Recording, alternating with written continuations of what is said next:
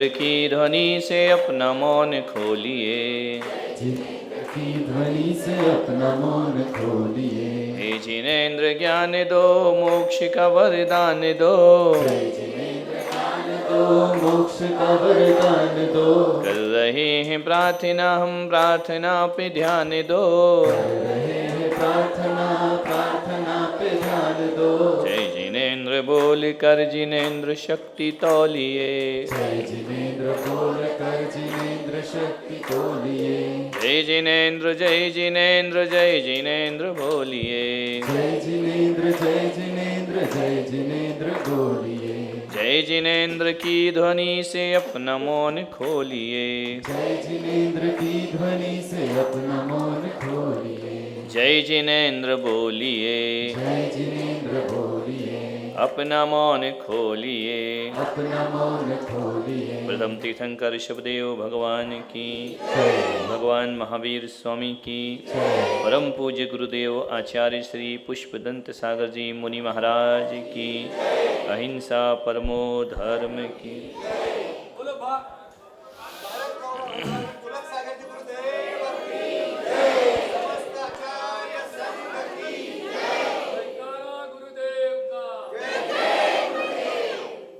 तीन दिन से एक ही विषय पर हम चर्चा कर रहे हैं और इसलिए इस पर बार बार चर्चा कर रहे हैं कि आपके दिमाग में ये बैठ जाए कि हमारे गुरु कैसे होते हैं, हमारे महाराज कैसे होते हैं, हमारे गुरुदेव कैसे होते हैं, मुनि महाराज की चर्या क्या होती है, मुनि महाराज का जीवन क्या होता है, मुनि महाराज कितने प्रकार के होते हैं। ये सारी बातें अपन इन 3-4 दिनों में समझें। मैं चाहता हूँ कि कोई ऐसी बात इसमें नहीं होना चाहिए कि हम मुनियों के प्रति शंका करें, संदेह करें, है ना। निशंकित अंग, निशंकित होकर माने कि हमारे गुरु हैं। समझ में आ रहा? इनके अलावा कोई भी हमारा गुरु, आध्यात्मिक गुरु, स्कूल के तो हो सकते हैं, मोक्ष मार्ग के गुरु ये ही हैं, है ना। तो अपन को ये बात थोड़ा सा और अच्छे से आज समझ लेना है ताकि हमारे मन में कभी भी उनके प्रति अश्रद्धा का भाव जागृत नहीं होना चाहिए, है ना। तो दो चीज़ हैं, एक है शुभ और एक है अशुभ। शुभ क्या है? देखो, शुभोपयोगी, आप अशुभोपयोगी हैं ऐसा जरूरी नहीं है, आप शुभोपयोगी भी हो सकते हैं। समझ में आ? इसको मुनियों की चर्चा अब तुम्हारी कर लेते हैं थोड़ी सी, है ना। श्रावक शुभोपयोगी और अशुभोपयोगी दो प्रकार का। श्रावक कितने प्रकार के? कौन कौन से? शुभोपयोगी श्रावक और अशुभोपयोगी श्रावक। मुनि महाराज कितने प्रकार के? दो प्रकार के, शुद्धोपयोगी मुनि और शुभोपयोगी। अशुभ वाला काम उनके पास नहीं है ना। क्या समझ आया? श्रावक कितने प्रकार का? कौन कौन सा? शुद्ध की बात मत करना, है ना। कौन कौन से हैं आप? शुभोपयोगी श्रावक और अशुभोपयोगी श्रावक। मुनि महाराज कितने प्रकार के? कौन कौन से? शुद्धोपयोगी और शुभोपयोगी। समझ? और भगवान दो प्रकार के, अरिहंत और सिद्ध। समझ में आ रहा? ये अपना संविधान है। भगवान भी दो, मुनि भी दो, श्रावक भी दो, दो में डिवाइड कर दो, है ना। कौन बात कर रहा है? ओ देवी कृपा करो भाई, है ना। क्लियर हो रहा कि नहीं हो रहा? श्रावक कितने हो गए? कौन से? मुनि कितने हो गए? कौन कौन से? भगवान कितने हो गए? कौन कौन से? शरीर सहित भगवान और शरीर रहित भगवान। जो शरीर सहित भगवान है वह अरिहंत भगवान है, और जो शरीर रहित भगवान है वो सिद्ध भगवान। समझ में आ रहा? इतना समझ में आया? शुभोपयोगी श्रावक कौन होगा? अशुभोपयोगी श्रावक कौन होगा? हमारी बात छोड़ो, अब अपनी करो। सामायिक कामायिक श्रावक के लिए नहीं लिखा।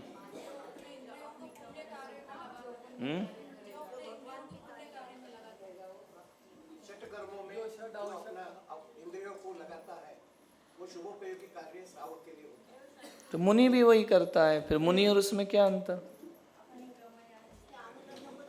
विषय रहित रहता है, हम विषय सहित। यानी विषय सहित शुभोपयोग और विषय रहित, ऐसा थोड़ी होता है। श्रावक देखो, शुभोपयोगी श्रावक, उसके पास संयम तो नहीं है, आप संयम तो नहीं है आपके पास, तो भी शुभोपयोगी हो सकते हो। कितनी छूट दी भगवान ने। क्या बोला श्रावक के लिए? माता जी बैठ जाओ, अम्मा बैठ जाओ, जगदम्बा जहाँ जगह मिले वहीं बैठ जाओ, आगे आने की कोशिश मत करो। आगे आना तो फिर पिच्छी मंगवाते हैं, है ना। श्रावक असंयमी भी होता है और संयमी भी होता है ना। वृत्ति प्रतिमाधारी, ये श्रावक संयमी हो गया। असंयमी भी होता है, लेकिन असंयमी हमेशा ही अशुभोपयोगी हो ऐसा नहीं है, वह शुभोपयोगी भी होता है। कैसे? आप पैसा काय के लिए कमाएंगे? विषय भोग संसार। हम तो ये नहीं कह सकते कि नहीं तुम पूरा पैसा मंदिर के लिए कमाना, फिर खाओगे क्या? शरीर कैसे चलाओगे, परिवार कैसे चलाओगे, घर कैसे चलाओगे, मकान कैसे चलाओगे? ये ग्रस्त के लिए ये सब भी तो जरूरी है ना, ये भी तो करेगा ना, वो ग्रस्त है, महाराज थोड़ी है ना। गाड़ी भी चाहिए, मोटर भी चाहिए, बंगला भी चाहिए, कार भी चाहिए, टीवी भी चाहिए, बीवी भी चाहिए, नौकरी भी चाहिए, छोकरी भी चाहिए। मैं यदि ये सब नहीं चाहिए तो फिर तो तुम महाराज हो। यही तो विषय है ना। क्लियर हो रहा विषय? समझ में आ रहा? एक ग्रस्त को ये सब चाहिए या नहीं? ईमानदारी से बोलो, चाहिए ना। तो ये सब विषय भोग हैं, अशुभोपयोग है। तो फिर तुम शुभ कैसे करोगे? ये सब मुनि महाराज को चाहिए क्या? टीवी बीवी कार बंगला बच्चे मकान दुकान रुपया पैसे, ये सब चाहिए क्या? नहीं चाहिए। ये विषय भोग हैं, इनका मुनि ने त्याग कर दिया। तुम्हारे साथ क्या किया जाए? तुम तो इसका त्याग नहीं कर सकते। त्याग नहीं कर सकते हो तो तुम्हारा कल्याण कैसे होगा?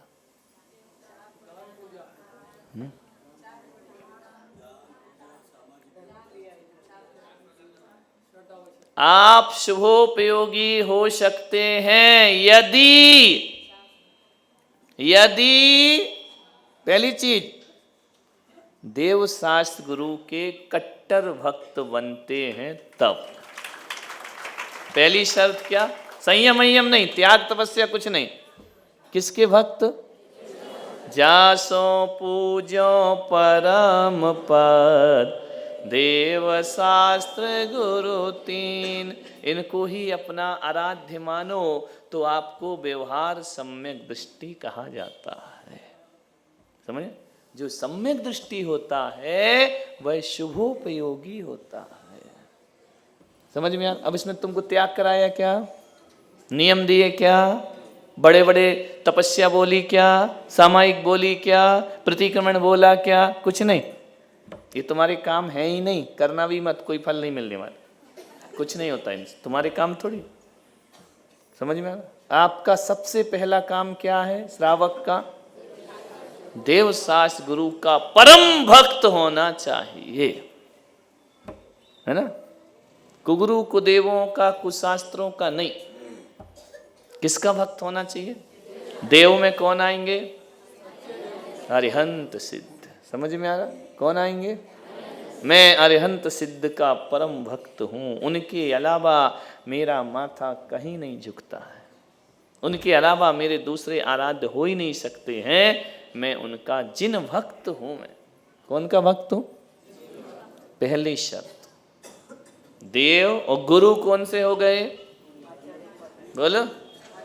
नहीं, आचार्य उपाध्याय बच्चों वाला छोड़िए, शुद्धोपयोगी और ये दो हमारे गुरु हैं, दो हमारे देव हैं। समझ में आ रहा? क्लियर हो रहा? कौन से हमारे? मैं शुद्धोपयोगी का भी भक्त हूं और शुभोपयोगी का भी भक्त हूं, तब आप सम्यक दृष्टि होंगे। आप अकेले चौथे काल वालों के भक्त होगे, पंचम काल के मुनि के नहीं होगे, आप सम्यक दृष्टि नहीं है। त्रिकालवर्ती लिखा है। त्रिकालवर्ती कौन कौन होंगे? भूत, भविष्य, वर्तमान को छोड़ के कैसे हो जाओगे सम्यक दृष्टि? है ना? वर्तमान में कौन से महाराज आएंगे?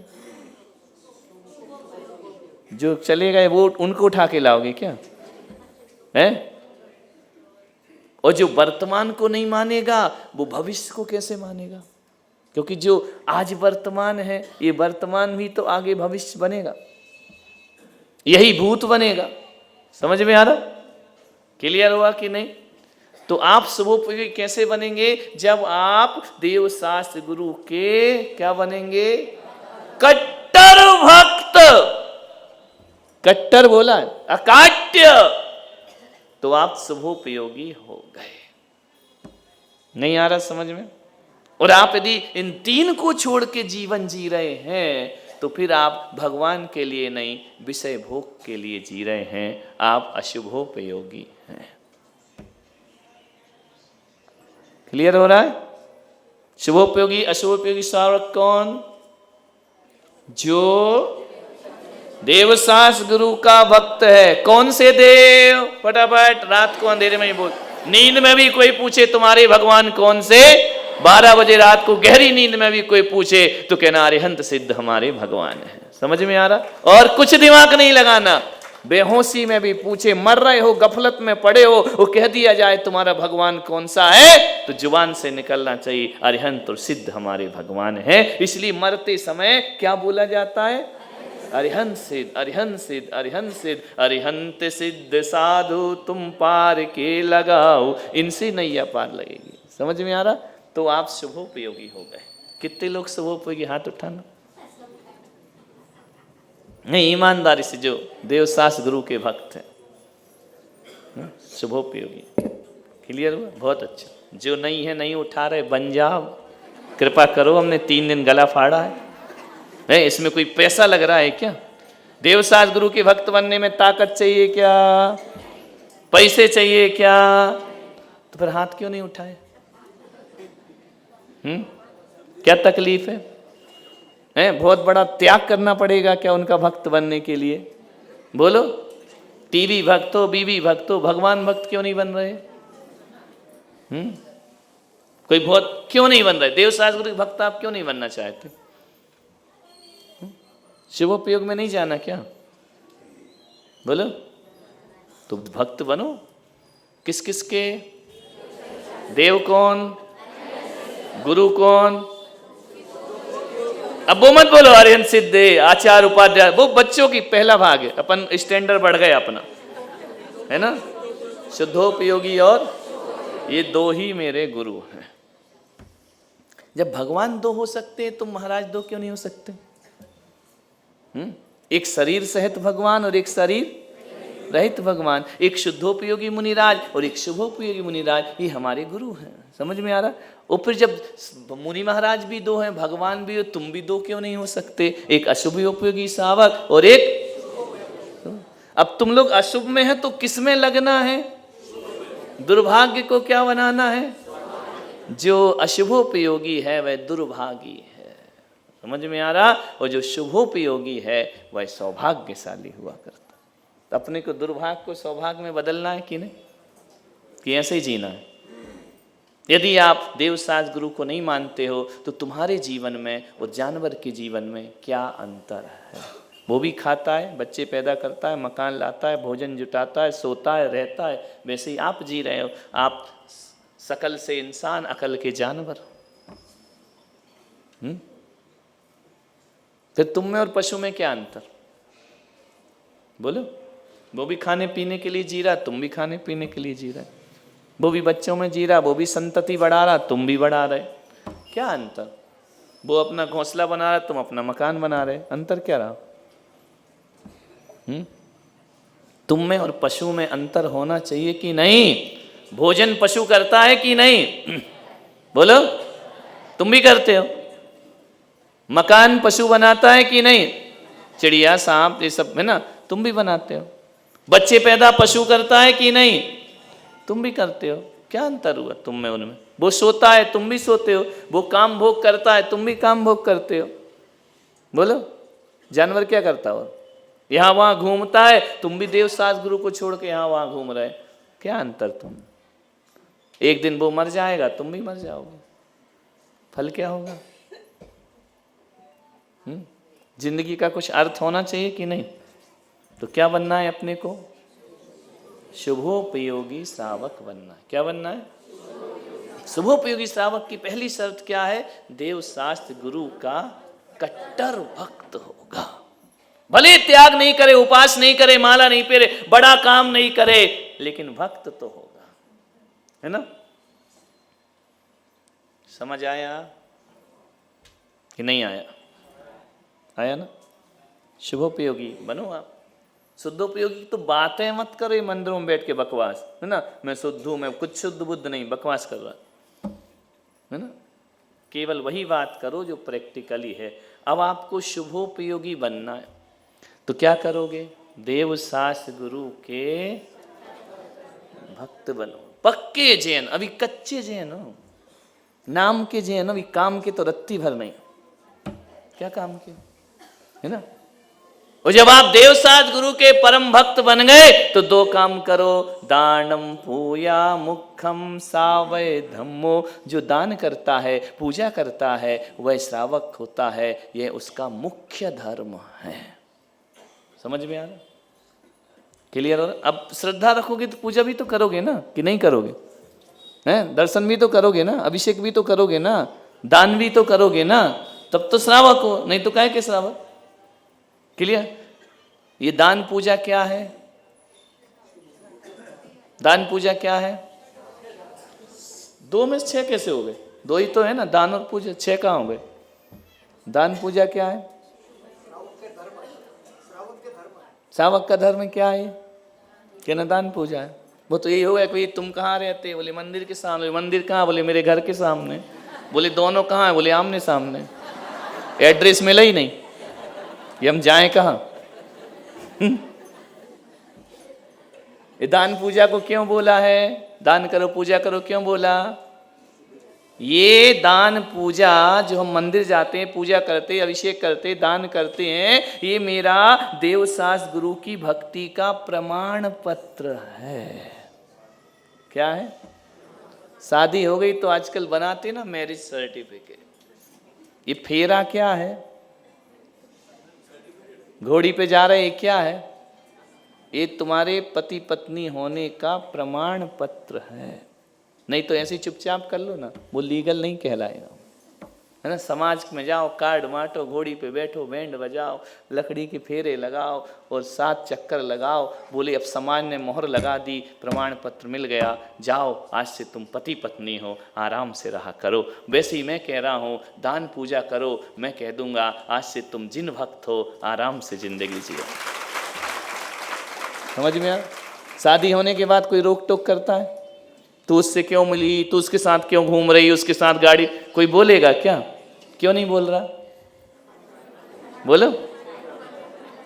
प्रामाणिक हो गए पति पत्नी, वो फेरे नहीं डाले, घोड़ी पे नहीं बैठे, दोनों घूमे, तो समाज जीने नहीं देगी। समझ? घर के ही लोग नहीं जीने देंगे, है ना? कि तू ऐसे क्यों घूम रही, है ना? और तुम जैन के यहाँ पैदा हो, मंदिर नहीं जा रहे, पूजा नहीं कर रहे, पाठ नहीं कर रहे, तुमको कौन जीने, कौन कहेगा तुम जैन हो? तुम शुभोपयोगी श्रावक हो, अशुभोपयोगी। तो ये पूजा और पाठ जो मंदिर में होता है, ये तुम्हारी जिन भक्ति का प्रमाण पत्र है। यदि जिनेंद्र भगवान के भक्त हो तो पूजा भी करोगे और दान भी दोगे। समझ में आ रहा? प्रमाण पत्र, प्रमाणिक हो गए। अब आपको कोई छेड़छाड़ नहीं कर सकता। अब आपको हर कोई कहेगा ये जैन साहब हैं। बोले क्यों? बोले जिन मंदिर में जाते हैं, पूजा करते हैं, पाठ करते हैं। समझ में आ रहा? प्रमाण पत्र जरूरी। अब बताओ, तुम यदि 10-12 साल स्कूल में पढ़ो और तुमको सर्टिफिकेट नहीं मिले, पढ़ाई का क्या नंबर? नहीं कह रहे तो ठीक है, तुम अगले साल उस क्लास में बैठ जाना, ओरल बोल दें, लिखित नहीं दें, तो तुम्हारी कहीं जॉब लगेगी? भले पहली से लेके 12वीं तक पढ़ लो, वो तो चाहिए ना, कि नहीं चाहिए? आपकी साल भर की पढ़ाई एक कागज में आ गई, इतने से रिपोर्ट कार्ड में, है ना, कि आप पास हो गए, और यदि वो ना दे मार्कशीट तो अब क्या करोगे आप? आपकी पढ़ाई का कोई मूल्य है? कहीं जॉब मिलेगी? आप पढ़े लिखे कहलाएंगे? नहीं कहलाएंगे। तो जैन कुल में पैदा हो गए, जिनेंद्र भगवान के भक्त बन गए, पूजा पाठ का सर्टिफिकेट ना मिले तो आप शुभोपयोगी नहीं हैं। समझ आई बात? क्लियर हुआ कि नहीं हुआ? अब देखो, आप रोज स्नान करते हो कि नहीं करते? जो मंदिर जाता है वो भी करता है, जो नहीं जाता वो भी करता है, दोनों करते हो कि नहीं? बोलो। जो नहीं आते वो नहीं नहाते क्या? हैं? कपड़े श्रृंगार रोज होता है ना। देखो, अब जो अशुभोपयोगी होगा उसका नहाना विषय भोग है, और शुभोपयोगी होगा वह इसलिए नहा रहा है, उसे अभिषेक पूजा करना है, उसका नहाना विषय भोग नहीं, धर्म ध्यान है। समझ में आ रहा कि नहीं आ रहा? स्नान को मना नहीं कर रहा हूं, नहाओ, लेकिन किस लिए? शरीर को सजाने को, संवारने को, सुंदर दिखने को, चेहरे पे ग्लो लाने को, ये भी लाओ, भगवान मना नहीं कर रहे, लेकिन इन सबको किससे जोड़ दो? मुझे मंदिर जाना है इसलिए मैं स्नान कर रहा हूँ, और मुझे साफ रहना है इसलिए मैं स्नान कर रहा हूँ। साफ रहने वाला अशुभोपयोग, मंदिर के लिए नहाने वाला शुभोपयोग। समझ में? शुभोपयोगी श्रावक बनना है कि नहीं? काय के लिए नहा रहे कोई पूछे तो? मंदिर जाना है ना। अच्छी साड़ी क्यों पहन रही है? मना थोड़ी किया कि फटे छिटे चीथड़े पहनो, महंगी पहनो, 10 लाख की 20 लाख की पहनो, क्या दिक्कत है? काय के लिए पहनो? कहाँ जाना है? तो आपका साड़ी पहनना शुभोपयोग हुआ कि अशुभोपयोग? शुभोपयोग हुआ ना। समझ में आ रहा? बहुत इजी है धर्म, कठिन नहीं है, इंटेंशन बदलना है। समझ में आ रहा? क्या बदलना है? मैं देवसास गुरु का भक्त हूँ, मुझे जल्दी स्नान करना, और स्नान करते समय भी क्या बोलना है? प्रभु पतित पावन में अपावन चरण आयो शरण जी। ये वॉशरूम शुभोपयोग है ना। और गा रहे दुनिया भर के अशुभोपयोग। समझ में आ रहा? गा तो रहे हो, भगवान का गा लो। समझ में आ रहा? कौन सा उपयोग हो गया? आप शुभोपयोगी श्रावक हो जाएंगे। इसमें कोई तकलीफ है क्या? कोई कष्ट है क्या? बोलो। आपने श्रृंगार किया, क्यों? सज धज के जाऊंगी, ये पहनूंगी, ये पहनूंगी, ये पहनूंगी, ये पहनूंगी, ये पहनूंगी, ये पहनूंगी। आजकल तो बहुत कम पहनती हैं, लेकिन फिर भी पहनती हैं। तो ये क्यों पहनने का? नहीं, आजकल इनने छोड़ दिया, लड़कों ने पहनना शुरू कर दिया। बड़ा उल्टा हो गया। आजकल लड़कियां बाल कटा रही हैं, लड़के बढ़ा रहे हैं। कभी कभी तो देख के पीछे से लगता है लड़का है कि लड़की है क्या, माँ इतने बड़े बड़े बाल यहाँ तक आ रहे हैं, और लड़कियाँ बिल्कुल बॉय कट हो रही हैं। उल्टा कर दिया सब, है ना। जिसको बढ़ाना था वो कटा रहे हैं, जिसको कटाना था कहा है ना कि भाई बाल कटा, नाखून कटाओ बाल बढ़ाओ। अब तुम क्या कर रही हो?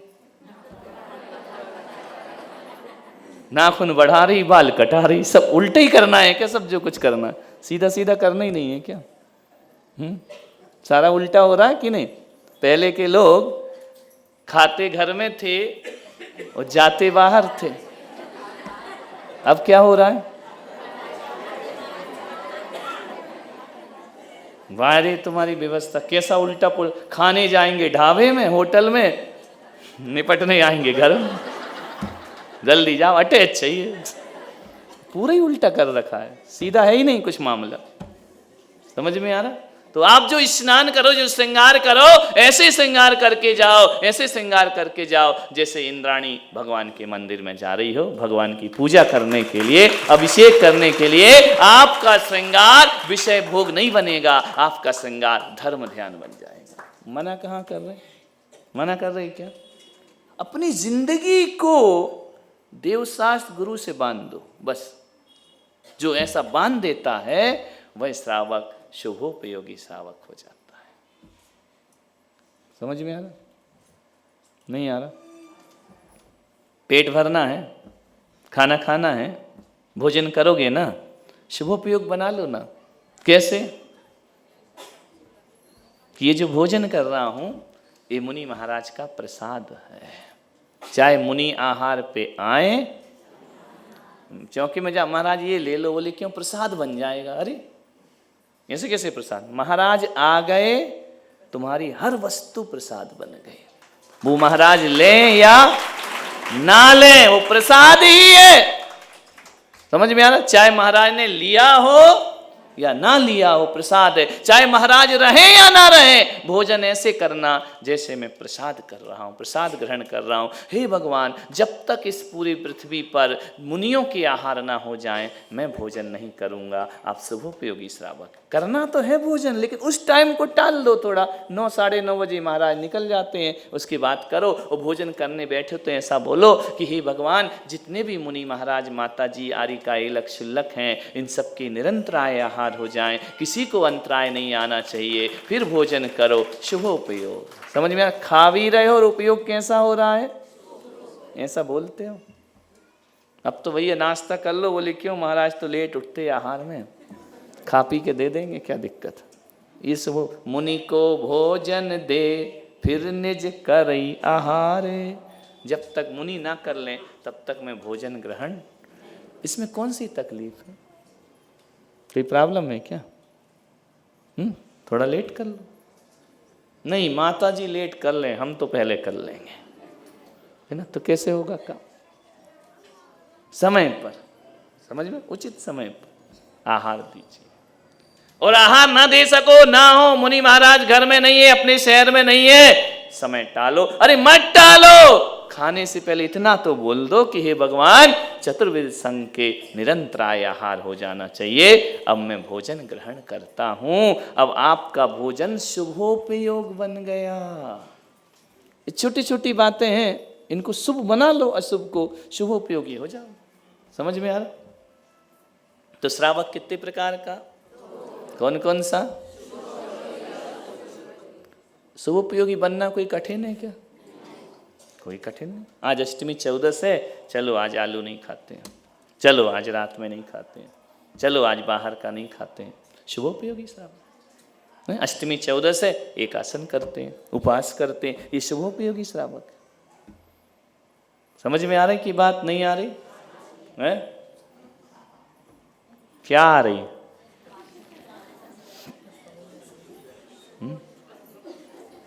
क्लियर हो गया?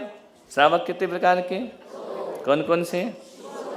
जो हर चीज, इतनी सी एक सेंटेंस याद रखो, जो सुबह से शाम की सारी क्रिया धर्म के लिए करता है वह शुभोपयोगी। आप पैसा कमाओ ना, करोड़ों रुपए कमाओ, लाखों कमाओ, लेकिन क्या भावना रखो कि इंद्रिय विषय सुख भोगूंगा? नहीं, ये पैसा आ रहा है, भोगूंगा, मैं ग्रस्त हूं, मुझे मकान, दुकान, टीवी वीवी सब चाहिए, लेकिन मैं पैसा इसलिए कमा रहा हूं कि कम से कम 2 पैसा भगवान की भक्ति में दान कर सकूं, पूजा में दान कर सकूं, मंदिर में दान कर सकूं, जिनालय में दान कर सकूं, मूर्ति निर्माण में दान कर सकूं, मुनियों को आहार दे सकूं, मेरे घर मुनि के आहार हो जाएं, मैं अपने पैसे से भगवान का अभिषेक कर सकूं। ध्यान रखना, आप कहेंगे क्या बिना पैसे के अभिषेक नहीं होता? होता है। जिसके पास नहीं है पैसा वो बिना पैसे के करे, और जिसके पास है वो फिर भी नहीं दे रहा, वो बेईमान श्रावक है। तो दो ना, नहीं हो, बिल्कुल कुछ नहीं हो,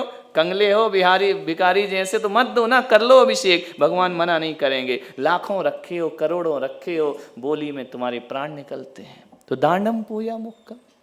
दान किसका होता है? अपने पास है तो दो, 100 रुपए हैं तो 50, 10 रुपए दो, 1 रुपया दो, 2 रुपया दो, ये प्रवृत्ति आपकी होना चाहिए, तो आपका ये धन कमाना शुभोपयोग हो जाएगा, है ना? क्या हो जाएगा?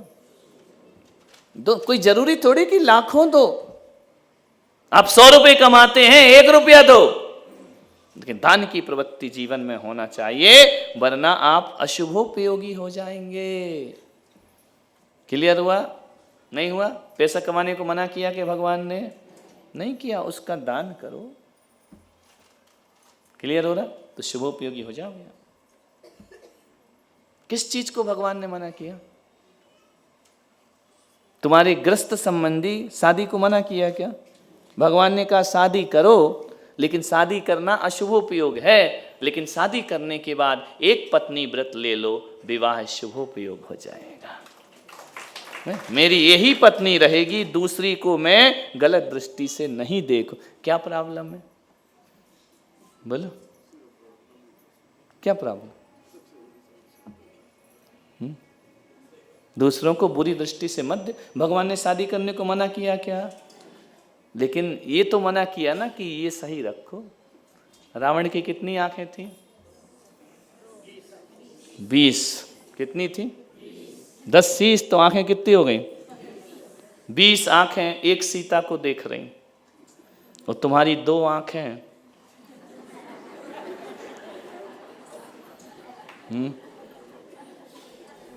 समझ गए क्या? ऐसी बातें डायरेक्ट समझ में आती। उसकी 20 आंख एक सीता पे थी, तुम्हारी 2 आंख, कौन बोला 20? 20,000 पर, है ना? बुरी दृष्टि से देखते हो। भगवान कह रहे आप अशुभोपयोगी हो, है ना? उपयोग कैसा करना है भाई? तुझे बीवी चाहिए, मिल गई ना, अब दूसरे के में क्यों लगा देख रहा है? ताकझांक क्यों कर रहा? नहीं देखना है तो देख, माँ बहन, माता सुता बहन पहचानो। ये मेरी बड़ी है तो माता है, बराबर की है तो बहन है, छोटी है तो पुत्री है। ये व्यवहार से मुनि महाराज किससे देखते हैं? तुम्हारे बच्चों को कैसे बुरी निगाह से देखते हैं क्या? कैसे देखते? ये बच्ची है, बहन है, छोटी है, पुत्री है ना? गलत निगाह से देखते हैं क्या? यही तो है विषयों की आशा नहीं। समझ में आ रहा? तो एक पत्नी शादी कर लो, भगवान मना थोड़ी कर रहे। भगवान ने भी करी है, तो तुम्हें मना कैसे कर देंगे? करो शादी। समझ में आ रहा?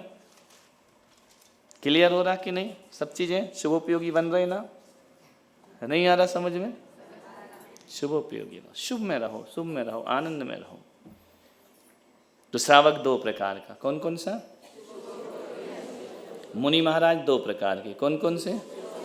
आप विषयों की आशा में हैं और मुनि महाराज विषयों की आशा में।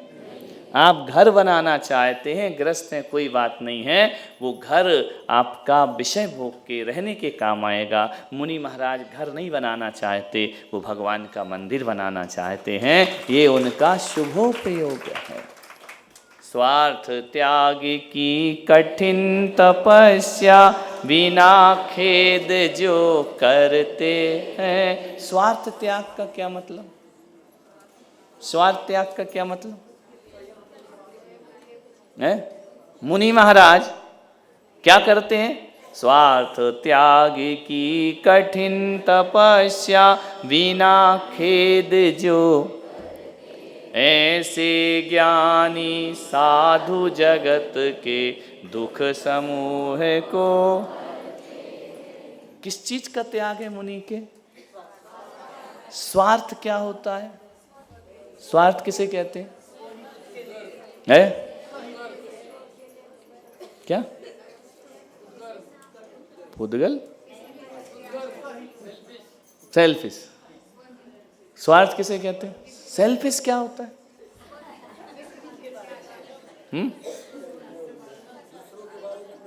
मछली के बच्चों ने पूछा, माँ हम पानी में क्यों रहते हैं? माँ ने कहा हम फिश हैं इसलिए पानी में रहते हैं, आदमी सेल्फिश है इसलिए धरती पे रहता है। क्या होता है सेल्फिश? खुद के बारे में सोचना स्वार्थ है क्या? है? 2 चीज आ गई है, स्वार्थ और परार्थ, परमार्थ, है ना? खुद के बारे में अच्छा सोचना स्वार्थ है क्या? तुम्हें दीक्षा काय के लिए, तुम्हारे लिए ली कि खुद के बारे में? तो हमारी तो स्वार्थ त्याग है, फिर दीक्षा क्यों ली? आप मंदिर जा रहे हैं तो खुद के लिए जा रहे हैं कि दूसरों के लिए जा रहे हैं? तो आप बोल रहे हैं खुद के लिए सोचना स्वार्थ है,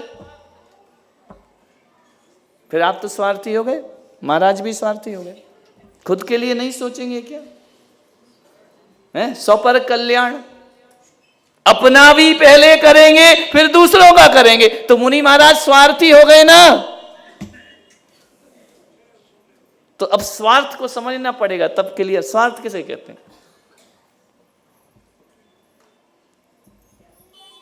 तुमने क्या बोला, स्वार्थ माने अपने लिए, तो हमने दीक्षा दूसरों के लिए ली कि अपने लिए, तो हम स्वार्थी हैं कि।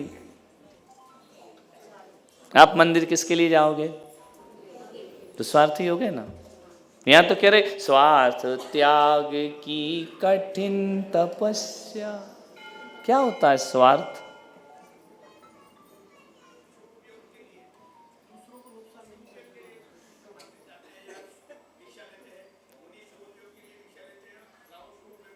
नहीं, उपयोग तो अब रख दो एक तरफ, अब तो स्वार्थ और परमार्थ की बात करो, वो तो तुम्हारे दिमाग में आ गया, अभी अगला वाला चैप्टर डाल दिया मैंने, है ना। स्वार्थ क्या होता है? देखो बहुत सरल है, अपने लिए नहाना स्वार्थ है, मंदिर के लिए नहाना स्वार्थ त्याग। समझ? विषय भोगों में लगना स्वार्थ है, समझ में आ रहा, और परोपकार में लगना परमार्थ। स्वार्थ त्याग की कठिन तपस्या, समझ में आ रहा, नहीं आ रहा, क्लियर हो रहा या नहीं हो रहा? आप यदि धर्म के लिए, देवशास्त्र गुरु के लिए कुछ नहीं कर रहे, केवल खा रहे हो, कमा रहे हो, बढ़ रहे हो, आप स्वार्थी हैं, है ना। और धर्म की राह पे लग रहे हो तो आप स्वार्थी नहीं है। मुनि महाराज स्वार्थी ज्यादा हैं या परमार्थी ज्यादा? एक बात बताओ, हम तुमको पढ़ा रहे, लिखा रहे, उपदेश दे रहे, क्लास ले रहे, हमारा क्या भला होगा इसमें? हमारा क्या भला होगा? किसका भला होगा? हमारा परमार्थ क्या है कि तुम अच्छे हो जाओ, तुम सुधर जाओ, तुम जैन बन जाओ, तुम सम्यक दृष्टि हो जाओ, तुम देवशास्त्र गुरु के भक्त बन जाओ, तुम पूजा करने लगो, तुम माला फेरने लगो, तुम भक्ति करने लगो, पूरे पिच्छेधारी। इसके अलावा करते क्या है दिन भर श्रावक के साथ? यही तो कहते हैं तुम गलत मत करो, तुम चोरी मत करो, तुम झूठ मत बोलो, तुम गलत चीजें अपने जीवन में मत लाओ। ऐसा हम उपदेश करते हैं, उस उपदेश से हमको क्या फायदा है? तुम मत भ्रष्ट रहो, हमारा क्या बिगड़ रहा? तुम सही हो जाओ, हमारा क्या बन रहा? बोलो, यदि मैं कल से प्रवचन ना करूं तो भी आहार मिलेगा कि नहीं? तुम रोटी खाने के लिए प्रवचन कर रहे क्या?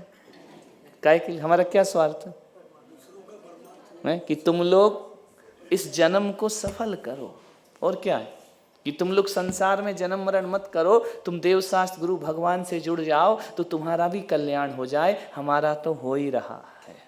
इसके अलावा और क्या स्वार्थ? नहीं, और लगा, दिमाग लगा, कोई स्वार्थ हो बोलो। मुनि महाराज का स्वार्थ कौन कौन सा बताओ? सुबह से शाम में मंदिर बनाना स्वार्थ है या परमार्थ है?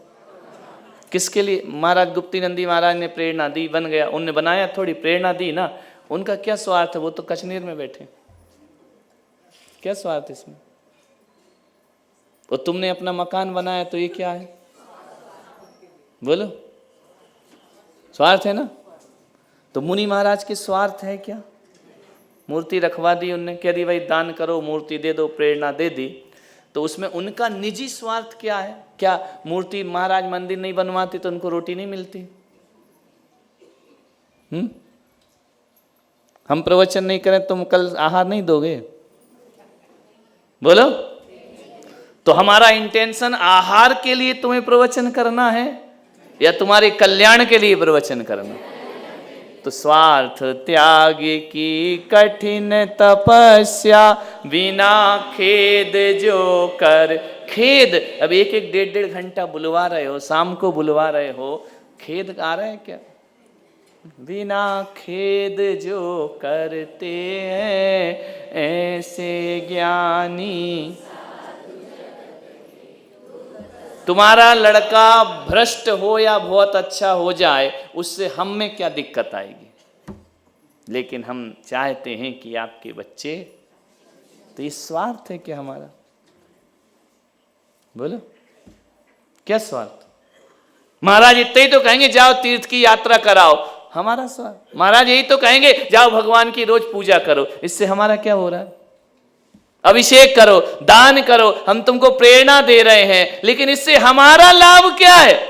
हमारा लाभ तो हमारा रत्नात्रय है, हमारा लाभ तो हमारी सामायिक है, हमारा लाभ तो हमारा स्वाध्याय है, हमारा लाभ तो हमारी तपस्या है। तुम कुछ करो या नहीं करो, हमको उससे कोई लाभ होने वाला नहीं है। लेकिन कहा है कि हे मुनि महाराज, हे शुभोपयोगी मुनिराज, तू अपने कल्याण के साथ साथ इनका भी कल्याण कर देना, ऐसा आदेश जिनेंद्र भगवान ने दिया है। इनको भी सही दिशा दे दो, इनको भी समझा दो, आज नहीं तो कल कभी ना कभी इनको भी सद्बुद्धि आ जाएगी, और उस सद्बुद्धि से इनका ही भला होगा, हमारा कुछ होने वाला। तो बोलो पंचम काल के मुनि देखो, शुद्धोपयोगी तो बिल्कुल नहीं पढ़ाएंगे, ना पढ़ाएंगे, ना क्लास लेंगे, ना स्वाध्याय कराएंगे, ना तुमको दीक्षा देंगे, ना तुमसे कहेंगे व्रत नियम ले लो, कुछ नहीं कहेंगे। जो कुछ भी कहने वाले कौन है? शुभोपयोगी मुनि महाराज। समझ में आ रहा? वो कुछ नहीं कहने वाले। 4000 मुनि भ्रष्ट हो गए, ऋषभदेव ने कुछ नहीं बोला, वो तो अपने ध्यान में बैठे रहे। उनने रोका क्या? भगवान ऋषभदेव ने दीक्षा ली, उनके साथ कितने राजाओं ने दीक्षा ली? वो सब भ्रष्ट हो गए, ये आहार पे नहीं उठ रहे, 6 महीने से भूखे बैठे हैं, उनको भूख सताने लगी, परेशानी होने लगी, फल खाने लगे, नदी का पानी पीने लगे, भ्रष्ट हो गए। आदिनाथ भगवान ने क्या बोला? वो तो बैठे रहे, जाओ मरो, तुम्हें जो करना कर, हम तो अपना कल्याण कर रहे हैं। समझ में आ रहा? अभी उन्हें समझाने वाले कौन है? शुभोपयोगी महाराज, ऐसा मत करो। तो तुम्हारे उपकारी कौन है? शुद्धोपयोगी या शुभोपयोगी? यही तुम्हारे सही रास्ते पे लाएंगे, है ना? आवाज बंद हो गई भाई वहां पीछे, और महावीर ठोले को सुनाई नहीं दी तो किसी को नहीं दे रही, मान के चलो, है ना? समझ में आ रहा? क्या स्वार्थ है हमारा? सुबह तुम हमारे कमरे में आए, दर्शन किए, आशीर्वाद दिया, क्या दिया आशीर्वाद? कल्याण हो, धर्म वृद्धि हो, सन्मार्ग पे लगो, है ना? इसमें हमें क्या स्वार्थ है? हमारे क्या स्वार्थ है? आप मुनि को स्वार्थी सिद्ध करके बताओ, बोलो ना, डरो मत, बोलो। तुमको लगता है महाराज बड़े स्वार्थी हैं, तो किस बात पे हैं बताओ ना। आहार ले रहे हैं, है ना, ये भी हमारा स्वार्थ नहीं है। इस बहाने तुम दान कर रहे हो, आहार दान, इससे आपको देवगति मिलेगी, हमारा कुछ नहीं होगा। तुमको आहार देना जिनेंद्र भगवान की आज्ञा है कि मुनि को आहार दो। समझ में आ रहा? तुम हमारा कहना नहीं मान रहे, किसका मान रहे हो? और भगवान का कहना मान रहे, तो कल्याण तुम्हारा है, हमारा नहीं है। इसमें क्या स्वार्थ हमारा? बोलो, मेरे कहने से चौंका लग रहा है या भगवान ने कहा इसलिए लगा रहे? तो किसकी कहना मान रहे? तो भगवान का कहना मानोगे, तुम्हें लाभ है कि हमको है? हमको तो ये बोला है, वो खिलाए तो खा लेना, नहीं खिलाए तो मत खाना। अब बताओ कहाँ कहाँ स्वार्थ है महाराज का? महाराज ने दान निकलवाया, तीर्थ बनाया, मंदिर बनाए, इसमें स्वार्थ है क्या? क्या स्वार्थ? आज महाराज ने प्रेरणा दे के मंदिर बना दिया, वो चले गए, इतने हजारों लोग मंदिर जा रहे हैं, अभिषेक पूजा कर रहे हैं, ये महाराज का क्या स्वार्थ था इसमें? बोले उनने नाम लिखाया, अरे नाम में क्या स्वार्थ है? मंदिर में बोलो किसके नाम लिखेंगे? किसके लिखना चाहिए? देव शास्त्र मंदिर किसके? गुरु के ही है ना। गुरु का नाम लिख दिया तो इसमें कौन सा स्वार्थ हो गया, कौन सा पाप हो गया, कौन सा अन्याय हो गया? गुरु का ही तो लिखा है ना, अपना तो नहीं लिखा ना। स्वार्थ त्याग की कठिन तपस्या। वे मुनि महाराज हमारा कल्याण करते हैं। भैयावृत्ति की सेवा की, रात को होती है ना, भीड़ लग रही है, उससे बताओ हम भैयावृत्ति कराएं तो तुम खुश होते या नहीं कराएं तो होते हो? तो तुम अपनी खुशी के लिए कर रहे कि हमारे लिए कर रहे? इसमें हमारा काहे का स्वार्थ है? हम कहे चल हट नहीं कराना, तो उस समय दुख होगा कि नहीं होगा? आप आए तो दबाने, हमने कहा नहीं दूर रहो, बिल्कुल नहीं, तो दुखी होगे कि सुखी होगे? तो आप पैर दबाने से सुखी हो रहे हैं या दूर भगाने से? तो हमारे पैर अपनी खुशी के लिए दबा रहे हैं या हमारी खुशी के लिए दबा रहे हैं? तो हम क्यों दबा रहे तुमसे पैर? ताकि तुम खुश हो जाओ। समझ में आया? इसमें भी हमारा कौन सा स्वार्थ? बोलो हमारा क्या? देखो हम कोई इतने घूम तो नहीं रहे कि पैर दबाना जरूरी है, बहुत बीमार हैं, थक गए, आओ मेरे पैर दबाओ, ऐसा बोल रहे क्या मुनि महाराज? नहीं बोल रहे ना। गए कहाँ? पूरे दिन तो कमरे में बैठे, ऐसी कौन सी मेहनत कर ली कि रोज हाथ पैर दबाना है? मुनि अपने सुख के लिए हाथ पैर नहीं दबाता है, वह समाज के सुख को धर्म से जोड़ने के लिए भैयावृत्ति क्यों कराते? ताकि श्रावक उनके पास आए। समझ में आ रहा है? दूर दूर रहोगे तो धर्म नहीं आएगा, मुनि का स्पर्श करना है तो वैयावृत्ति की व्यवस्था है। एक बात बताओ, भगवान जब अरहंत भगवान है, वो उनने स्नान किया है क्या जिंदगी में?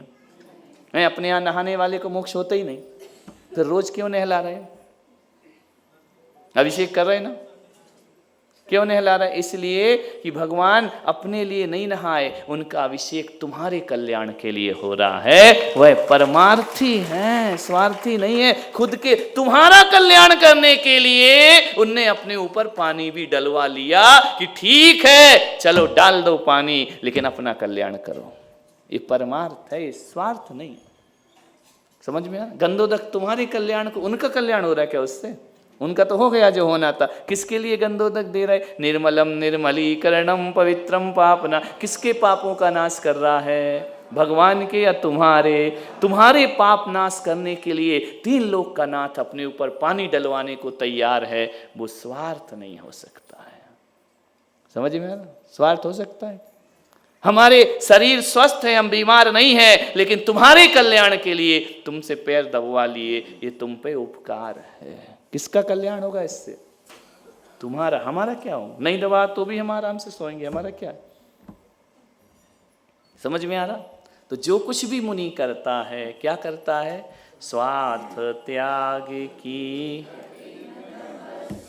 बिना खेद जो ऐसे ज्ञानी। इसको समझो, रोज रोज तो पढ़ रहे हैं, मेरी भावना समझ में कुछ आ ही नहीं रहा है ना। पहली बात, शुभोपयोगी मुनि के स्वार्थ का त्याग है ना। स्वार्थ माने निजी व्यक्तिगत, खुद के लिए वो कुछ नहीं करते। क्या करते खुद के लिए? बोलो। सुबह से शाम हम तुम्हारी कौन सी वस्तु का अपने लिए उपयोग करते? न तुम्हारा पैसा, न तुम्हारा सामान। तुम्हारे घर जाते हैं, तुम्हारे इतने बड़े महल मकान देख के हमारे मन में ऐसा आता है कि हमारा भी होता है? आता है क्या? ये महंगी महंगी डायमंड की अंगूठी पहन के आते हो, तो महाराज के मन में आता है कि एक आध मेरे पास भी होती। बोलो। और तुम लोगों को एक दूसरे का देख कर कैसा लगता है? ये स्वार्थ। समझ में आ रहा? महाराज को तो नहीं आता। कल ले गए महावीर 7वें माले तक, तो हमने कैसा अच्छा आशीर्वाद, खुश रहो, यही तो कहा, सुख समृद्धि रहे ना। ये थोड़ी हमने कहा कि यार महावीर हमारा भी बनवा दे। ऐसा कहा क्या है? कैसे बनाए, कैसे पैसे कमाए, तुमने बताओ, हम भी बनाते अपना। ये विषयों की आशा है क्या महाराज को? बोलो। आपके कितने भी महंगे महंगे आभूषण हो, आप पहन करके आओ, क्या हमारे मन में कभी भी आएगा कि एक चैन मेरे पास भी हो, एक अंगूठी मेरे पास भी हो? नहीं है ना। तो मुनि महाराज क्या विषयों के लिए उन्होंने घर छोड़ा है? बात समझ आ रही है नहीं आ रही? हमने घर का है कि तुम कितने भी महंगे नई स्टाइल के कपड़े पहन कर आ जाओ, इस वाली लाइन को कभी नहीं होंगे कि ये शर्ट मुझे भी मिलना चाहिए। ऐसे भाव आएंगे क्या? कभी नहीं आएंगे। हाँ, ये बात अलग है, हमको देख के तुम्हारे भाव आ जाए कि हम भी बन जाए, है ना। लेकिन तुमको देख के हमारी कभी नहीं आई कि हम भी ऐसे बन जाए। बोल। करोड़पति चक्रवर्ती के घर में भी भगवान आहार को जाते हैं, लेकिन उसकी संपदा को नहीं देखा करते हैं, क्योंकि वह संपदा वो छोड़ कर आए। समझ में? काय के लिए आए हैं वो? छोड़े हुए को अपनाना। ऐसा कौन मुनि है? कोई नहीं। बोलो है क्या? प्रैक्टिकली बात करो, इस बकवास वाली नहीं, पंचायत बैठ के मंदिरों में। प्रैक्टिकली बात, आपके महंगे महंगे मकान सब कुछ देखने के बाद भी हमारे अंदर उसे पाने के भाव नहीं आते हैं। समझ में आ रहा? क्लियर हो रहा? क्या हमने वैभव और ऐश्वर्य के लिए दीक्षा ली है? बोलो। अच्छे कपड़े पहनने की भावना रखने के लिए दीक्षा ली है? मुनि विषयों की आशा नहीं जिनके, है ना, विषय की आशा है कि हमारे तुम्हारे अच्छे कपड़े देखकर हम भी अपने अंदर पैदा करेंगे, हमको भी मिले। नहीं, इस जन्म में नहीं भगवान, अगले जन्म में मिले। तेरे की अगले जन्म के लिए इतनी मेहनत कर रहे हैं, जब पहन नहीं था तो इसी जन्म में पहन लेता। इतना तो कोई भी कमा लेगा आजकल, एक से एक कंपनी फैक्ट्री आ गई है ना। अच्छे कपड़े पहनने के लिए हमने इस जन्म में कपड़े उतारे क्या? आंसर दिमाग लगाओ। हैं? अगले जन्म में देवियां मिलेंगी इसलिए ये देवी छोड़ी है क्या? पागल, अगले का क्या भरोसा, इससे ही शादी कर लेता, है ना। तो भविष्य के लिए इतना बड़ा त्याग करेंगे क्या? एक मुनि इन विषयों के लिए दीक्षा लेता है क्या? है? बोलते ना, विषयाशावशातीतो निरारंभो परिग्रह। दिगंबर मुनि कौन होता है? जो विषय वासनाओं से दूर होता है, उनकी आशाओं से दूर होता है। विषयों की आशा नहीं जिनके, साम्य भाव धन रखते हैं। साम्य भाव, तुम्हारे घर आहार को भी जाएंगे, तुम्हारे सुंदर महल मकान भी देखेंगे, साम्य भाव धन रखते हैं। निज पर के हित साधन में जो निस दिन तत्पर रहते हैं। कब रहते हैं तत्पर? निस दिन अपने और दूसरों के कल्याण में तत्पर रहते हैं। आप सोने की थाली में भोजन करा दो, हमारे मन में आएगा कि हमारा भी सोने का कमंडल होना चाहिए। इस जन्म में नहीं मिला तो हे भगवान अगले जन्म में मुझे इसके ही घर में जन्म देना। तेरे इससे बड़ा मूर्ख साधु ही नहीं होगा दुनिया में, है ना। हमने दीक्षा ली है, ध्यान रखना, विषय की आशा के लिए नहीं, हमने दीक्षा ली है मोक्ष जाने के लिए। इतना बड़ा त्याग, केस लौंच, नग्नता, पिछी कमंडल, एक टाइम खाना, अंतराय पालना, इन कपड़े लत्तों के लिए, ये मकानों के लिए, ये दौलत के लिए, स्त्री के लिए, पुत्र, इसके लिए दीक्षा ली है क्या? नहीं। काय के लिए दीक्षा ली है? ध्यान रखना, एक बात याद रखना, तुम ऐश्वर्य के पीछे भागते हो और ऐश्वर्य हमारे पीछे भागता है। समझ आ रहा कि नहीं?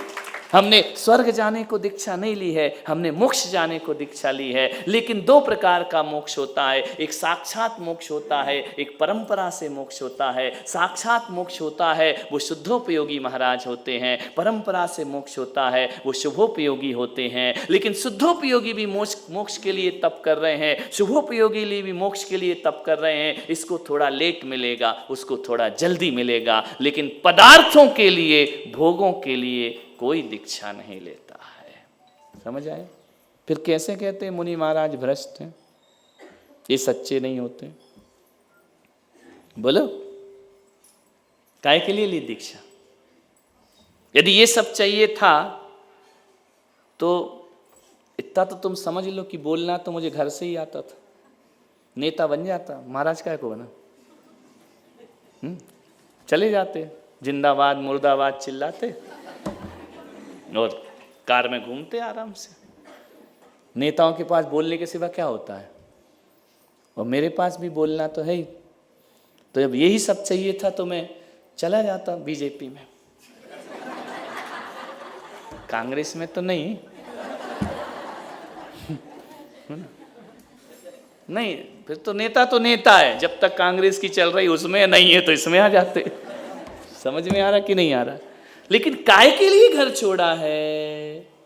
जिसके लिए छोड़ा उसे ही पाने के लिए तपस्या करेंगे क्या? बोलो, उसके लिए तप करेंगे हम, उसके लिए एक आसन करेंगे, उसके लिए केस लॉन्च करेंगे, उसके लिए माला फेरेंगे। किसके लिए? जो छोड़ के आए, उसके लिए नहीं करेगा मुनि। ध्यान रखना, इसलिए मुनि को कहा है विषयों की आशा नहीं जिनके। इस लाइन को समझो, जोर दो। ये मंदिर बनाना विषयों की आशा नहीं है, ये मूर्ति रखना विषयों की आशा नहीं है। ये भोग करने के लिए थोड़ी मूर्ति रखी हमने, पूजा करने के लिए रखी है। समझ में आ रहा? क्लियर हो रही बात? बहकोगे तो नहीं? बोलो, क्लियर हो रही है बात? नहीं हो रही है? तो कोई भी मुनि इसलिए दीक्षा लेता है, ध्यान रखना, एक फाइनल स्टेज मोक्ष जाने की और एक प्राइमरी स्टेज, दो हो गई। प्राइमरी स्टेज में कौन है? शुभोपयोगी, शुभोपयोगी। फाइनल स्टेज में कौन है? शुद्धोपयोगी। एक बात बताओ, क्या ये शुद्धोपयोगी फाइनल स्टेज बिना प्राइमरी के मिल जाती है क्या? बोले तो जो आज फाइनल स्टेज पे बाहुबली भगवान थे उस समय, तो क्या वो कभी प्राइमरी स्टेज पे नहीं रहे होंगे? बोलो कि सीधे फाइनल। बोलो, किसी को डॉक्टर बनना है तो उसे प्राइमरी से चलना पड़ेगा कि सीधा एमबीबीएस? स्कूल में गया 8 साल का, बोले एमबीबीएस में नाम लिखा दो मेरा, हो जाएगा क्या? नहीं होगा। तो ऋषभदेव कभी प्राइमरी में रहे कि नहीं? महावीर कभी प्राइमरी में रहे कि नहीं? बाहुबली कभी प्राइमरी में रहे कि नहीं? रहे हैं, बाद में फाइनल स्टेज पर पहुंचे हैं। ध्यान रखना। तो हम पंचम काल के मुनि अभी प्राइमरी स्टेज पर हैं, एक दिन फाइनल में पहुंचेंगे। डायरेक्ट कैसे पहुंच जाएंगे? अपन को ऋषभदेव का वो भाव याद है जिसमें वो मोक्ष गए हैं। उसके पहले वाले याद हैं क्या, जब वो मोक्ष नहीं गए? उसके पहले मोक्ष क्यों नहीं गए? 10 भाव क्यों लग गए उनको मोक्ष जाने में? इसलिए लग गए कि वो फाइनल स्टेज नहीं थी। उस समय 9 भाव तक ऋषभदेव शुभोपयोगी मुनि थे, 10वें भाव में शुद्धोपयोगी बन के मोक्ष को प्राप्त कर सकते हैं। तो हम पंचम काल के मुनि अभी 10 भाव उनको लग सकते हैं, तो हमें 10,000 भी लग सकते हैं। अपन किस खेत की मूली है? बोलिए। लेकिन ये प्राइमरी फाइनल तक पहुंचेगी, इस विश्वास के साथ वह दीक्षा धारण करता है। हम स्वर्ग के लिए दीक्षा नहीं लेते हैं, हम विषय भोगों के लिए ये जन्म बर्बाद नहीं कर रहे हैं, हम मोक्ष के लिए विषय भोगों का त्याग कर रहे हैं। क्लियर हुई बात? अब मुझे लगता है कि तुमको मुनियों का स्वरूप समझ में आ गया या नहीं? बोलो। तो क्या पंचम काल के मुनि सच्चे होते हैं? क्यों होते हैं? और बताओ। परफेक्ट। शुभोपयोगी किसे कहते हैं? आज फाइनल करना मैच अपन को। शुभोपयोगी कौन होते हैं? विषयों की आशा नहीं जिनके। विषय की आशा के लिए दीक्षा थोड़ी ली है। समझ में आ रहा? क्या करते हैं? और कहीं विषय दिख जाए, बड़े बड़े महल दिख जाए, सौम्यता दिख जाए, सुंदरता दिख जाए, रूप से स्त्रियां दिख जाए, तो उस समय क्या करते? साम्य भाव धन रखते हैं, निज पर के हित साधन में जो निस दिन। हम लोग के मन नहीं है, हम लोग की इच्छाएं नहीं है। साधु कुछ नहीं रखता, एक साम्य भाव रखता है, क्षमता। साम्य भाव धन रखते हैं, वो अपना संतुलन नहीं खोते हैं, है ना? तुम्हारी महल देख के हम अपना संतुलन नहीं खोते हैं। समझ में आ रहा?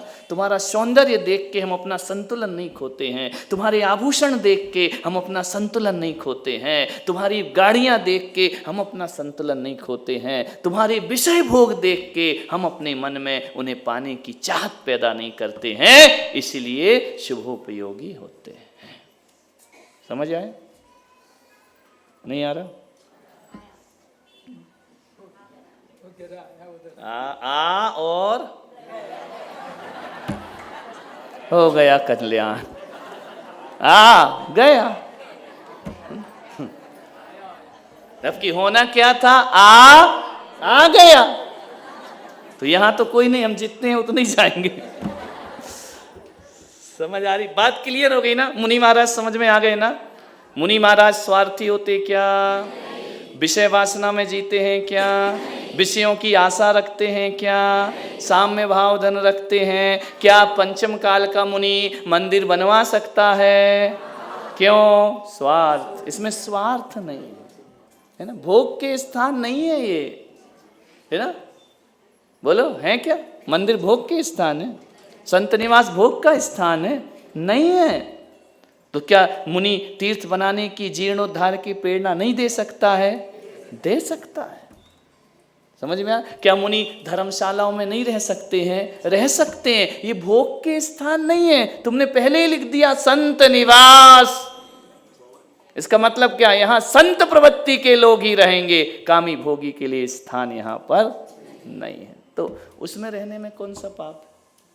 प्रवचन करना, लोगों का कल्याण करना, ये परोपकार ही तो है ना। क्लियर हुआ? अब अंतिम बात कह के समाप्त करेंगे। मुनि की चर्या, आहार कितनी बार? फटाफट। एक बार। प्रतिक्रमण, प्रतिक्रमण क्या होता है? 2 बार प्रतिक्रमण। देवशिक प्रतिक्रमण, इसलिए बता रहा हूं आपको याद रहे, देवशिक प्रतिक्रमण और रात्रिक प्रतिक्रमण, है ना। देवशिक कब करते हैं? शाम को। तुम्हारी यहाँ आने से पहले पूरा संघ क्या करता है? देवशिक प्रतिक्रमण, दिन में जो अपराध हुए हों मिच्छामि दुक्कडम, है ना। रात्रिक प्रतिक्रमण कब करते हैं? सुबह उठ करके। समझ में आ रहा? वह रात का प्रतिक्रमण हो गया। प्रतिक्रमण क्या होता है?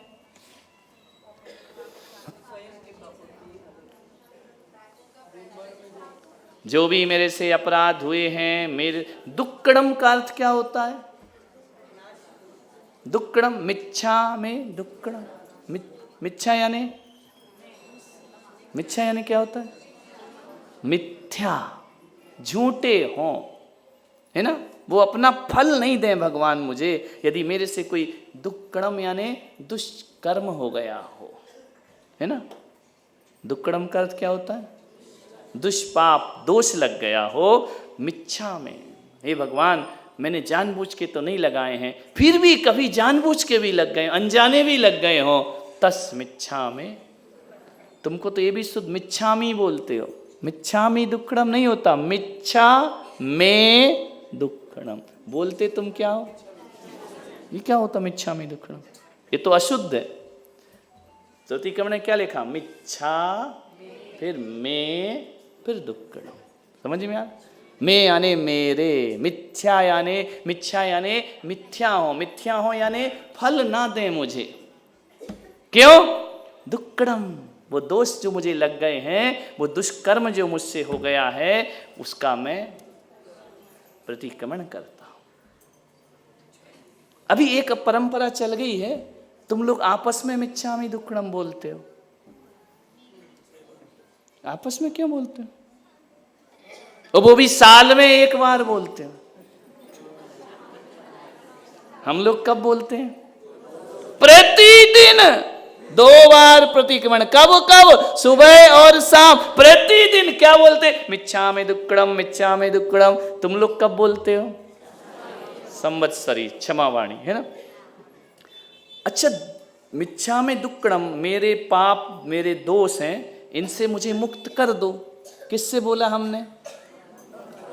तुम लोग किससे बोलते हो? दोषी दोषी से कह रहा है। अभी एक दूसरे को मिच्छामि दुक्कडम कह रहे हैं कि तू मुझे पाप से मुक्त। तू कौन सा पुण्यात्मा है? आदमी को मालूम ही नहीं, कुछ भी बोले जा रहा है। ध्यान रखना, ये आपस में बोलने के लिए नहीं है, ये भगवान के पास बैठ के बोलने के। हे भगवान, आप पापों से मुक्त हो, मुझे भी पापों से मुक्त। तुम भी पापी, तुम भी पापी, और कह रहे मिच्छामि दुक्कडम। ये कैसा मिच्छामि दुक्कडम? एक दोषी दूसरे को निर्दोषी कैसे कर देगा? तुमसे भी हिंसा हो रही, तुमसे भी पाप हो रहा, तुमसे भी अपराध हो रहा, तुम भी झूठ बोल रहा है, वो भी झूठ बोल रहा, और ये भी झूठ बोल रहा है, मिच्छामि दुक्कडम। ये कौन सा सही बोल रहा है ना। तो उनसे बोलना चाहिए क्या? आपस में बोलना चाहिए मिच्छामि दुक्कडम। किसके सामने बोलना चाहिए? गुरु के सामने और भगवान के सामने, बस। क्योंकि वो पापों से मुक्त हैं, आप पापों से मुक्त नहीं हो। ये कहाँ से आ गया ये शब्द मिच्छामि दुक्कडम? ये तो प्रतिक्रमण है। प्रतिक्रमण असंयमी के लिए थोड़ी बोला है, संयमी के लिए बोला है, व्रतियों के लिए। आप व्रती हो क्या? आप किससे कह रहे पापों से मुक्त करो? डीबी जी ने महावीर पाटनी से कह दिया मिच्छामि दुक्कडम। जी क्या करेंगे उनके पापों से मुक्त? चोर चोर मौसेरे भाई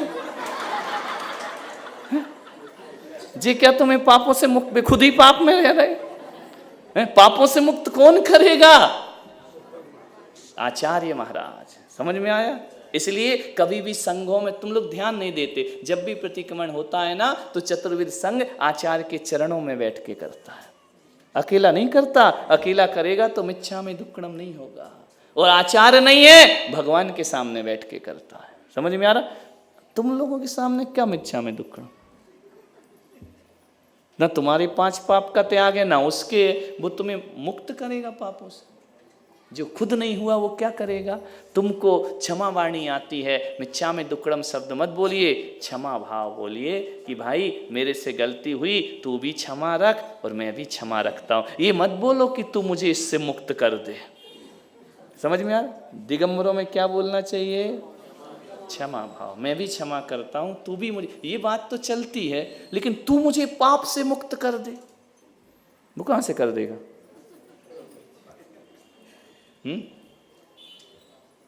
तुम एक दूसरे को पाप से मुक्त कर सकते हो क्या?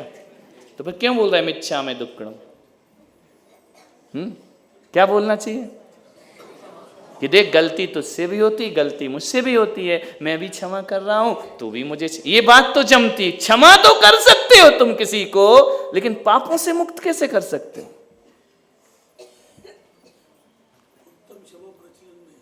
हाँ, उत्तम क्षमा बोलो ना कि मैं मन वचन काय से तुमको क्षमा करता हूं।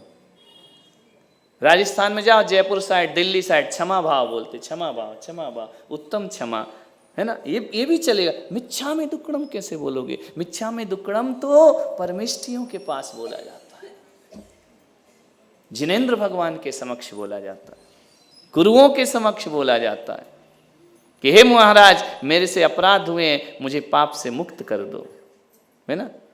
क्या एक दूसरे को बोलोगे कि मुझे पाप से मुक्त कर दो? बोलो, उत्तर दो। तो ये गलत परंपरा है कि नहीं? ऐसी कितनी गलतियां कर रहे हो जीवन में। कैसे बोल रहे हैं मिच्छामि दुक्कडम? और मिच्छामि बोल रहे हो, व्याकरण भी, ग्रामर भी तुम्हारा कचरा है, उससे भी शुद्ध नहीं है। मिच्छामि क्या होता है? मिच्छा में, मेरे। मिच्छामि का मतलब क्या होता है?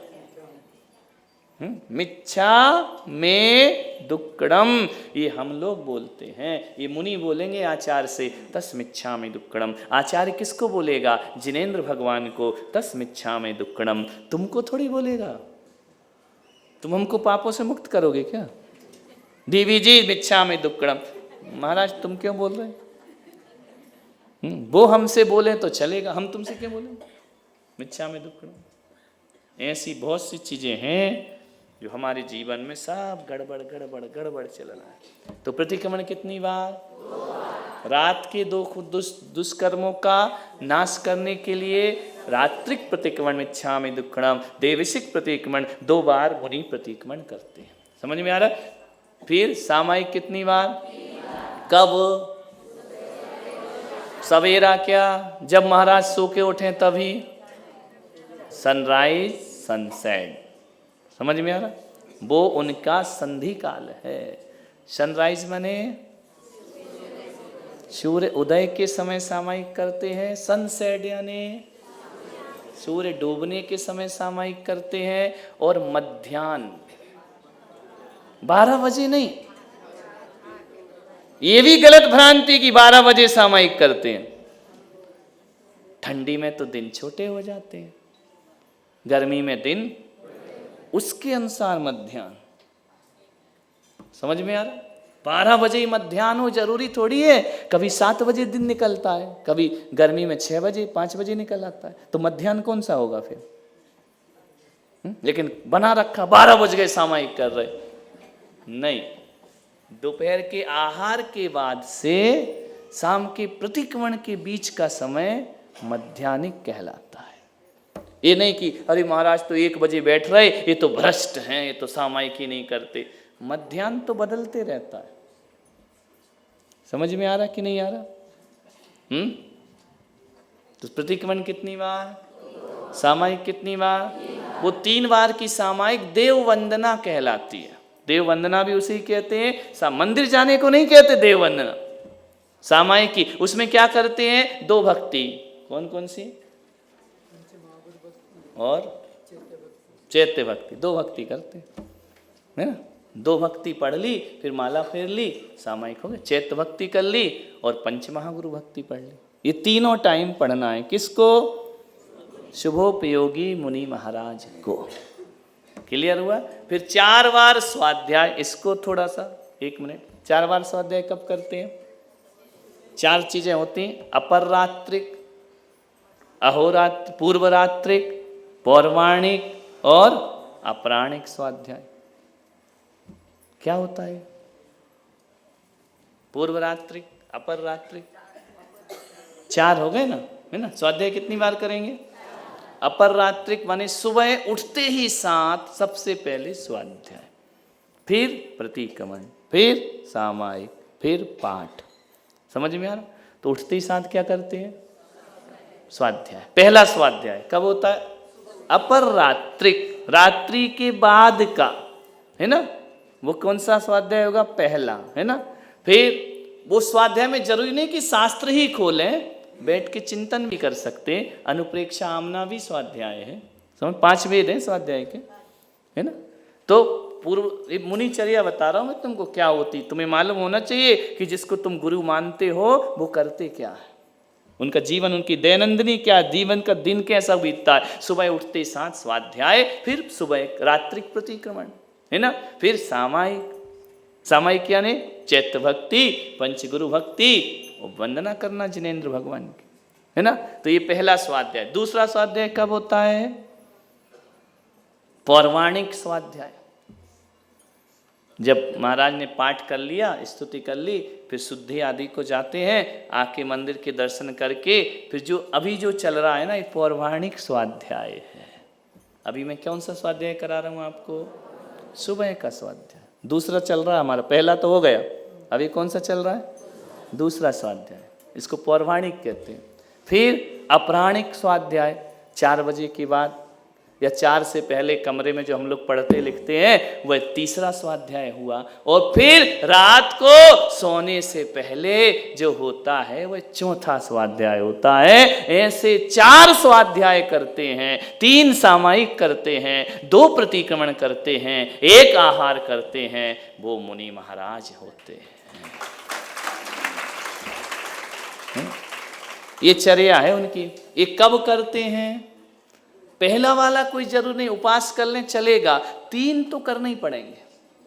कौन कौन सा? प्रतिक्रमण, सामायिक, ये 3 तो उपास में भी करना पड़ेंगे। ये आवश्यक है, ये चर्या है। आहार नहीं करो चलेगा। क्लियर हो रहा? ये 4 चीजें जिसमें होती हैं वो हमारे गुरु हैं। इसके अलावा वो तो महाराज क्या करते? और कोई भी मुनि आपके नगर में आए, इसके अलावा 4 चीज के अलावा क्या करता है? बोलो। फिर कैसे कहते हैं महाराज नहीं?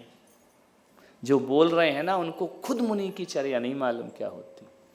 बस एक डंका बजा रखा है, पंचम काल में सच्चे मुनि नहीं होते, सच्चे मुनि नहीं होते। पूछो तो मुनि की चर्या क्या है, बिठा के फिर बोलना भगवान ने हमको ये चर्या बोली है, ये 4 चीजें तुमको करना है।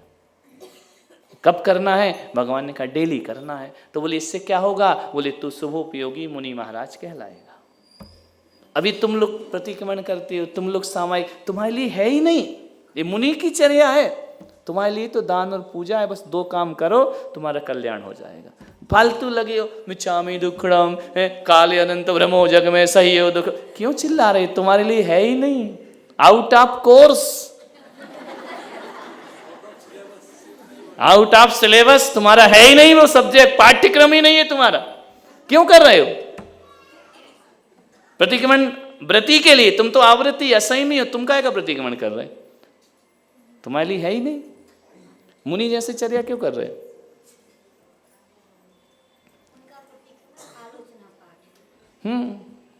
वो भी श्रावक, धर्मात्मा, सम्यक दृष्टि है। सुनिए जिन्हें अरज मुहारी बोलते ना, झाड़ू ले झागा बुहारी।